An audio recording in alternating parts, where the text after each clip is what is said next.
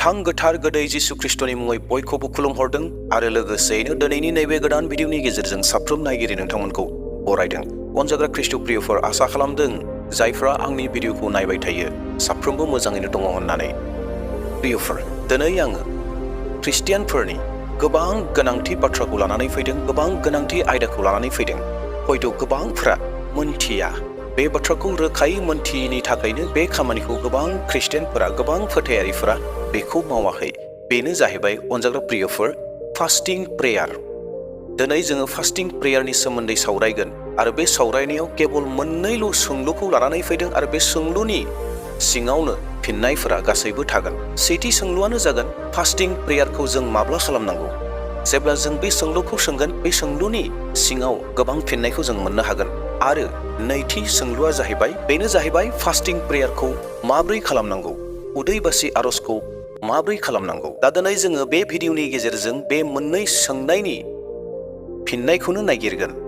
अनजाग्रा प्रियफोर, जों सासे जिसु ख्रिस्ट'नि फोथायारि जानानै, जिसु ख्रिस्ट'खौ सैथो इसोरखौ मोननानै जोंनियाव फास्टिं प्रेयारा बेसेबां गोनांथि हयथ' गोबां फोथायारिफोरा मोनथिया, जायनि जाहोनाव गोबां फोथायारिफोरा फास्टिं प्रेयारखौ खालामा, फास्टिं प्रेयारखौ नागारनानै दोनदों। नाथाय फास्टिं प्रेयारा जोंनो लागै फोथायारिफोरनि थाखाय बेसेबां गोनांथि दिनै जोङो बे भिडिअनि गेजेरजों मोनथिगोन आरो मानो खालामनांगौ, माबायदि खालामनांगौ, बेफोर बाथ्राखौ जोङो रोखा जागोन। अनजाग्रा प्रियफोर, दा बेवहाय भिडिअखौ जोबजासिम नायगोन आरो लोगोसेयैनो मोनसे बाथ्राखौ खावलायनो हास्थायबाय, जायफ्रा दिनैसो आंनि चेनेलाव गोदान फैदों नोंथांमोना आंनि चेनेलखौ साबस्क्राइब खालामना लागोन, जेन इयुननि समाव बेबायदिनो नोंथांमोना इसोरनि बोसोनखौ खोनासंबाय थानो हायो। आरो लोगोसेयैनो साफ्रोम नायगिरि नोंथांमोनखौ खावलायनो हास्थायबावबाय, बेनो जाहैबाय नोंथाङा नायखांनानै मोनसे लाइक होगोन। नोंथांनि लाइक होनाया आंखौ गोबां थुलुंगा होयो गोदान गोदान भिडिअ लाबोनो थाखाय, इसोरनि बाथ्राखौ देहेन खालामनानै नोंथांमोननो लाबोनो थाखाय। आरो लोगोसेयैनो नोंथाङा सानोब्ला बेफोर गासै बाथ्राफोरखौ गुबुनाबो मोनथिनांगौ होननानै, अब्लाना नोंथांमोना शेयार खालामनानै होनो हागौ। दे अब्ला प्रियफोर, समखौ आद्रि खालामाब्लानो थोंजोङैनो सावरायनांगौ बाथ्रा फारसे जोङो आवगायलांदोनि। दे दानाबा जोङो सेथि सोंलु खालामनायनि गेजेरजों बाथ्राखौ जागायजेनलांदोनि। बेनो जाहैबाय फास्टिं प्रेयारखौ जोङो माब्ला खालामनांगौ। अनजाग्रा प्रियफोर, बाइबेलाव बे बिसयाव स्पष्टयै जोङो बबे समाव फास्टिं प्रेयारखौ खालामनांगौ बे बिसयाव गोबां जायगायाव जोंनो दिन्थिनानै होलांदों। दा बेयावहाय जोङो बेफोर गासै बाथ्राफोरखौ मोनफा मोनफा नायदोनि, जेन जोङो फास्टिं प्रेयार एबा उदै बासि आरज थानायखौ माब्ला खालामनांगौ। ए लेटार, बेनो जाहैबाय थांखि लानायनि सिगाङाव। अनजाग्रा प्रियफोर, फोथायारिफोर, जों जोंनि जिउआव, जोंनि थांना थानाय समाव जोङो गोबां खामानिफोरखौ मावनो थाखाय थांखि लायो, जोङो सिमां रनसायो, जोङो खामानिखौ मावनो थाखाय सिदान्त खालामो। नाथाय गोबां बेक्तिफोर दङ जायफोरा गावनि साननाय हनाय, जिथु थांखि लानाय, बे थांखि लानायखौ इसोरनो मोनथिहोआलाफानो, इसोरनिफ्राय आशीर्बाद लायालाफानो, इसोरनि दैदेननायखौ नागिरालाफानो, इसोरनिफ्राय आश्रयखौ नागिरालाफानो जोङो गाव गावनि गोसो बायदियै खामानिखौ मावलाङो, जायनि जाहोनाव जोङो जाफुंसार जानायखौ मोननो हाया। नाथाय इसोरनि बोसोन आरो इसोरनि थांखि, इसोरनि खामानिया, इसोरनि बुंनाया बेसो जे जोङो मोनफ्रोमबो खामानि मावनो लानायनि सिगांनो जोङो फास्टिं प्रेयार खालामनांगौ। मानोना जोङो बे बिसयाव नुनो मोनदों जे जिसु ख्रिस्ट'आ गावनो स्वयं मिनिस्ट्रिखौ मावनायनि सिगां जिसु ख्रिस्ट'आ गावनि खामानिखौ मावनायनि सिगां 40 सान आरो हर फास्टिं प्रेयार खालामदोंमोन। बिनि उनावसो बियो गासै मिनिस्ट्रि, गासै खामानिखौ मावलांदोंमोन। Date means आवगायलांदोंमोन। माथाइनि 4:2 बिनि उनाव जिसुआ जिउजों मारु गोरान फोथार बारियाव लांजानानै सैतानजों आनजाद लाजादों। 40 सान आरो 40 हर मुंबो जाया लाबानो थानानै जिसुआ जेब्ला उखैदों, इसोरनि बोसोना मा स्पष्टयै जोंनो बुंदों दे जिसु ख्रिस्ट'आ 40 सान 40 हर फास्टिं प्रेयार खालामदोंमोन, जाया लाबानो थादोंमोन, आरज खालामदोंमोन गावनि खामानि मावनायनि सिगां। दा बेवहाय अनजाग्रा ख्रिस्ट' प्रियफोर, फोथायारिफोर, जोंबो जोंनि थांना थानाय समाव जोङो गोबां थांखिफोरखौ लायो। बै थांखिफोरखौ जाफुंहोनो थाखाय जोङो इसोरनि सहाय नांगोन, इसोरनिफ्राय जों सहायखौ बिनांगोन आरो बिनि दैदेननायखौ जोङो लानो नांगोन। दा बेयावहाय थांखि लानायनि सिगांनो जोङो फास्टिं प्रेयार खालामनांगौ।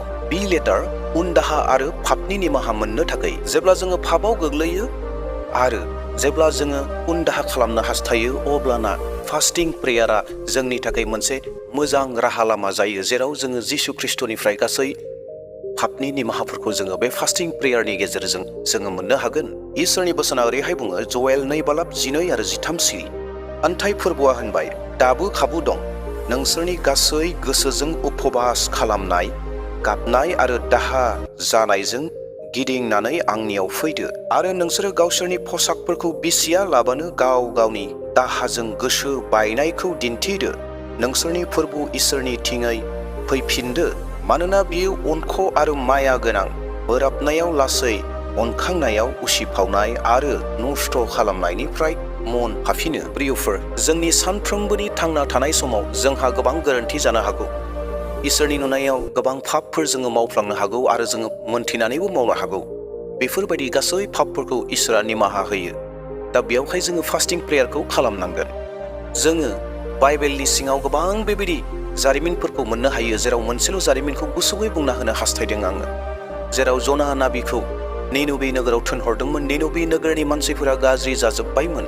गाज्रि जानायनि थाखाय इसोरा निनबे नोगोरखौ फोजोबस्रांनो हास्थायदोंमोन आरो बैयाव जना नाबिया बे मेसेजखौ हैदोंमोन दि जे निनबे नोगोरखौ सेस धंस खालामजोबसिगोन फोजोबस्रांजोबसिगोन आरो बे बाथ्राखौ निनबे नोगोरनि मानसिफोरा खोनानानै गोसोआव दुखु मोनबाय आरो गाबबाय आरो इसोरनि खाथियाव बिसोरो उपबास थाबाय आरो बे इसोरनि खाथियाव उपबास थानायखौ फास्टिं प्रेयार खालामनायखौ इसोरा खोनासंबाय आरो निनबे नोगोरनि गासै पापफोरखौ निमाहा खालामबाय आरो निनबे नोगोरखौ फोजोबस्राङाखसै अनजाग्रा प्रियफोर जोंखौबो इसोरा अनखांगोन जोंखौबो निमाहा खालामगोन नाथाय जोङो उनदाहा खालामनांगोन फास्टिं प्रेयार खालामनांगोन दे अब्ला प्रियफोर जोङो नेक्स्टआव थांदोनि सी लेटार जोङो मानो उपबास थानांगौ बे जाहैबाय गाज्रि परिस्थितियाव मदद मोननो थाखाय आरो राहा लामा मोननो थाखाय साफ्रोमबो फोथायारिफोरनि जिउआव जों जे सानफ्रोमबो मोजां समफोरखौ मोनबाय थागोन जों जे सुख शान्तिखौ मोनबाय थागोन बे माब्लाबाबो जानो हाया जोंनि जिउआव अनेक रोखोमनि खैफोदफोरा फैनो हागौ समस्याफोरा फैनो हागौ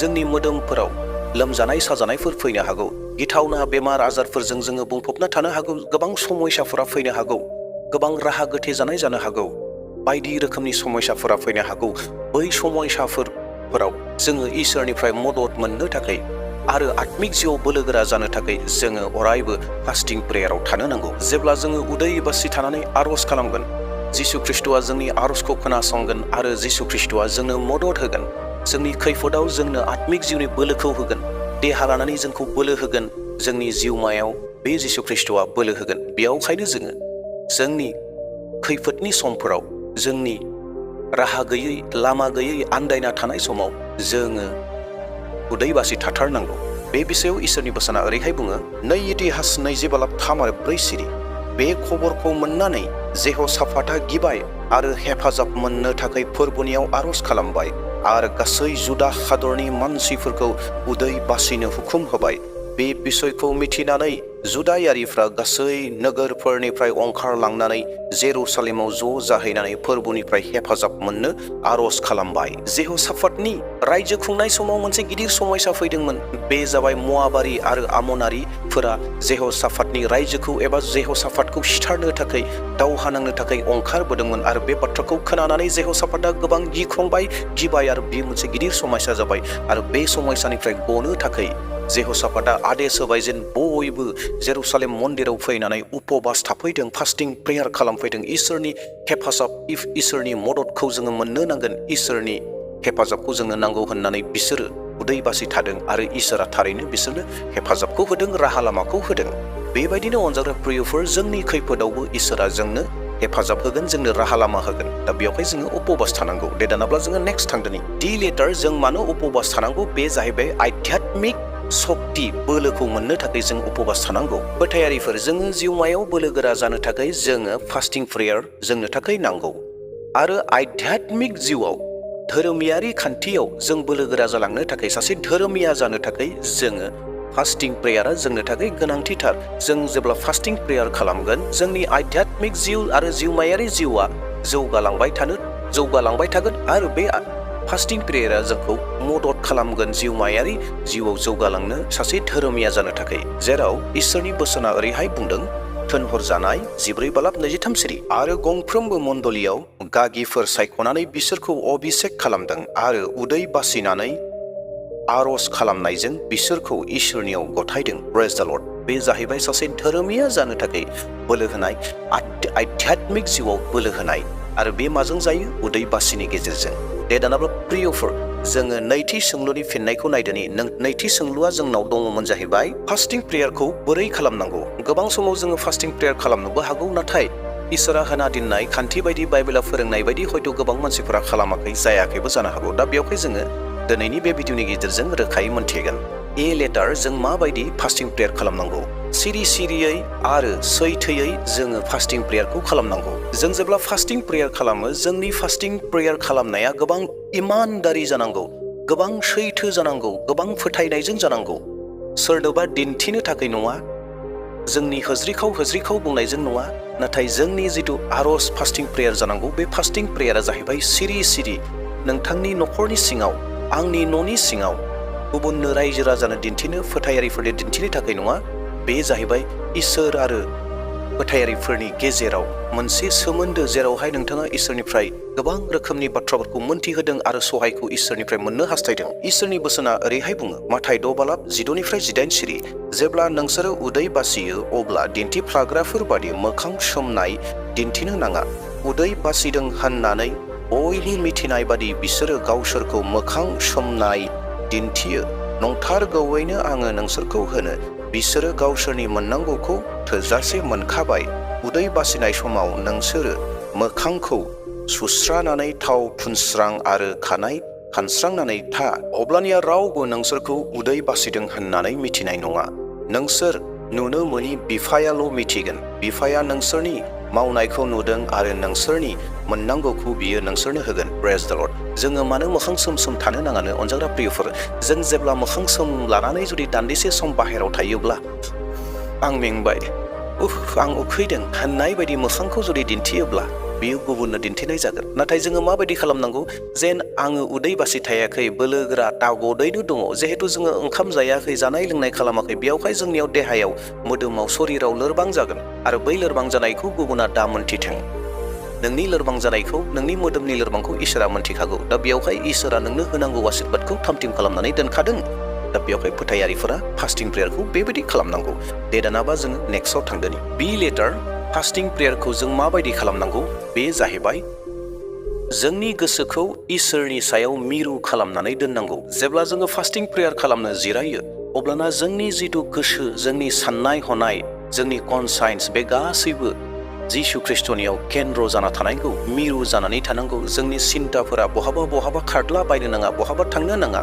जोंनि साननाय, जिथु गोसोनि साननाय, सिन्ता भाबना, बे गासै इसोरनियाव थानो नांगौ आरो जोङो बेबायदि उपबास खालामनांगौ जेरावहाय जोङो इसोरनिफ्राय आशीर्बाद मोननो हागोन आरो जोंखौ बोलोगोरा खालामगोन। दा बेयावहाय जेब्ला जोङो उपबास खालामनो जिरायगोन, जोंनि सिन्ता भाबना, जोंनि गोसो, जोंनि केन्द्र, जेखौ जोङो भगबान पर ध्यान केन्द्रित करना होननानै बुङो, भगबाननि सायाव, इसोरनि सायाव जोङो केन्द्र खालामनांगौ। दा बेयावहाय फास्टिं प्रेयारनि समाव जोंनि गोसोखौ बिरहोला बायालाबानो इसोरनियाव मिरु खालामनानै दोननांगौ। सि लेटार फास्टिं प्रेयारखौ जों बोरै खालामनांगौ? गोसो आरो आत्मानि सुस्रांनायनि थाखाय खालामनांगौ। मन और आत्मा की शुद्धि खालामनो थाखाय जोङो फास्टिं प्रेयारखौ लानांगौ। फास्टिं प्रेयार खालामनाय समा जाहैबाय जोंनि गोसो आरो आत्माखौबो साफा खालामनायनि मोनसे सम। बे बिसयाव इसोरनि बोसोना जेसाया 52:6 सिरियाव ओरैहाय बुंदों, नंथारा आंजों हामजा जानाय उपबास खालामनाया बेबादिसो। इनायनि बान्दोखौ खेवनाय, जुंगालनि सलबारिखौ बोखानाय, नासयजानायफोरखौ सख'नानै हगार हरनाय आरो जुंगाल मानिखौ सिफायनायासो। आरो उखैनानै नोंनि ओंखामखौ राननानै होनाय, न' गैयि हावरियानो गावनि न'आव आश्रय होनाय, लंथं नुब्ला बिनो हि गानहोनाय आरो गावनि खुरमाफोरनिफ्राय गावखौ गोजान खालामियासो। जोंनि गोसो आरो आत्माया जेब्ला गोथार जागोन, पिउरिफाइड जागोन, अब्लानो जोंनियाव मा सिन्ता फैगोन? जों गुबुनखौ सहाय होनो सिन्ता खालामगोन, गुबुनखौ अननो सहाय खालामगोन, गावनि खुरमा बाहागोजों थानो सिन्ता खालामगोन, गाननो गैयैफोरनो गानहोगोन, सहाय होगोन। बेफोर गासै गोसोफोरा जोंनि जिउआव फैगोन। बेबायदिसो जोङो उपबासखौ खालामनांगौ। अनजाग्रा प्रियफोर, दिनै नोंथांमोना फास्टिं प्रेयारखौ बोरै खालामनांगौ, फास्टिं प्रेयारखौ माब्ला खालामनांगौ, बे भिडिअनि गेजेरजों मोननो हाबाय। दा बेयावहाय नोंथांमोना जुदि बेबायदि खालामाखैमोनब्ला, सोरबा फोथायारिफोरा बेबायदि खालामाखैब्ला, बेबायदि खालामगोन। जेराव नोंथाङा बेबायदि खालामगोन, जेब्ला सासे फोथायारि बेबायदि खालामगोन, अब्लाना गोबां फिथाइ थायनाय उपबास जागोन, उदै बासि प्रेयार जागोन। दा बेयावहाय साफ्रोमबो प्रियफोर, नोंथांमोना जुदि भिडिअखौ नायनानै मोजां मोनदोंब्ला मोनसे लाइकखौ थुनानै गालांदो। दे अब्ला प्रियफोर, इयुननि समाव मोनसे गोदान टपिक लाना फैफिनबावसिगोन। प्रेज द लर्ड, हालेलुया, जय मसीह होननानै आरो बयहाबो सुख सान्ति जाथों होनना बुंनानै आंनि भिडिअखौ बेसेयावनो दोनथ'बाय। Thank you.